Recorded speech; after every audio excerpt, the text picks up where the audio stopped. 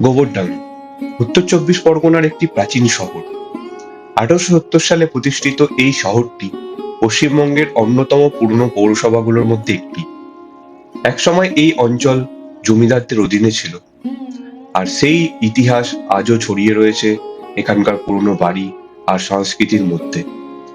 রয়েছে এখানে জমিদার রাজবাড়ি, প্রসন্নময়ী কালী মন্দির এবং 100 বছরেরও বেশি সময় ধরে চলে আসা সাংস্কৃতিক গোষ্ঠবিহার মেলা।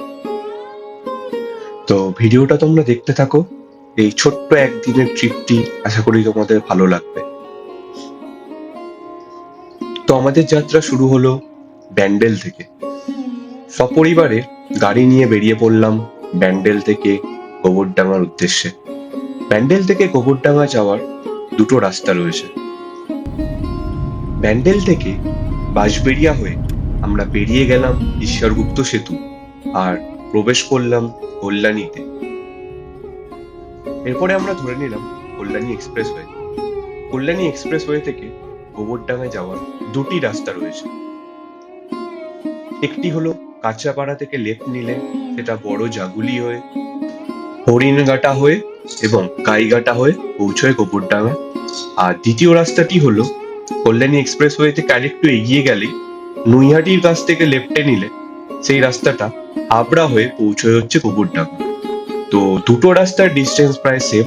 তো ব্যান্ডেল থেকে টোটাল ডিস্টেন্স হচ্ছে 60 কিলোমিটার। হরিণঘাটা পেরিয়েই জলেশ্বর বলে একটি জায়গা পড়বে। তা আমরা সেখানে দাঁড়িয়ে পড়েছিলাম, কারণ এই জলেশ্বরে রয়েছে জলেশ্বর শিব মন্দির।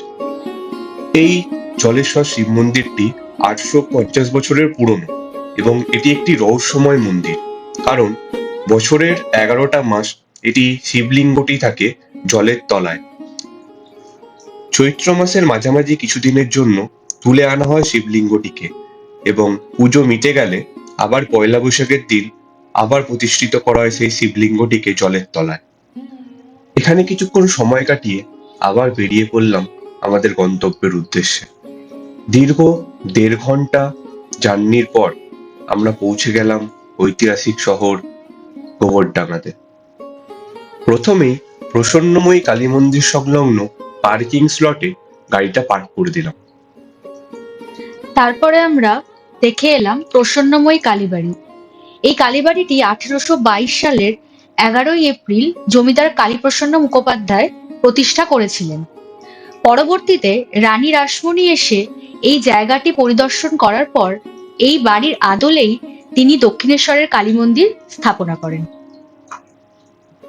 মন্দির দর্শন করে বেরিয়ে সূর্যাস্ত দেখতে আমরা পৌঁছালাম গোবরডাঙ্গা ব্রিজ, যার নিচে দিয়ে বয়ে গেছে যমুনা নদী। সূর্যাস্তের সময় এই ব্রিজে দাঁড়িয়ে এক অপূর্ব দৃশ্য আমরা এখানে অনুভব করলাম। এরপরেই আমরা চলে গেলাম গোবরডাঙ্গার জমিদার বাড়ি পরিদর্শন করতে। গোবরডাঙ্গার জমিদার বাড়ি খেলারাম মুখোপাধ্যায় তৈরি করেছিলেন।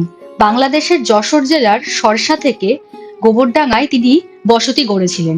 খেলারাম মুখোপাধ্যায় ইংরেজি ম্যাজিস্ট্রেট কিঙ্কর সাহেবকে খুশি করে এই জমি উপহার পান এবং সেই জমিতেই তিনি গড়ে তোলেন এই জমিদার বাড়ি।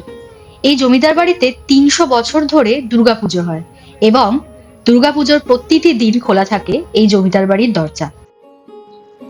এরপরেই আমরা পৌঁছে গেলাম আমাদের প্রধান গন্তব্য গোবরডাঙ্গার গোষ্ঠবিহার মেলা, যা 100 বছরেরও বেশি পুরনো। এই মেলাটি পয়লা বৈশাখের দিন থেকে শুরু করে প্রায় 2 সপ্তাহ ব্যাপী চলে। এই মেলাটা ছিল এতটাই বড় যে সারাদিন ঘুরেও পুরোটা কভার করা সম্ভব নয়। রয়েছে এখানে নিত্য প্রয়োজনীয় সমস্ত জিনিসপত্র থেকে শুরু করে খাওয়ার স্টল, সাজার জিনিসের স্টল, বাচ্চাদের খেলনা স্টল, আরো কত কিছু। তো এখানে যেমন রয়েছে স্টিলের জিনিসপত্র, তারপরে হাঁড়ি কড়াই, মাটির জিনিসপত্র, বিভিন্ন ধরনের বাদ্যযন্ত্র অব্দি এখানে বিক্রি হচ্ছে।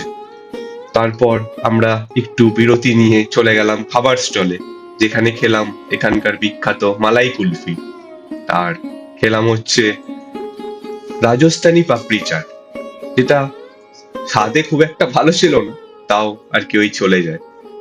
এরপরে আমরা চলে গেলাম বাচ্চাদের এরকম বিভিন্ন ধরনের রাইডস ছিল, সেই রাইডস গুলো দেখতে।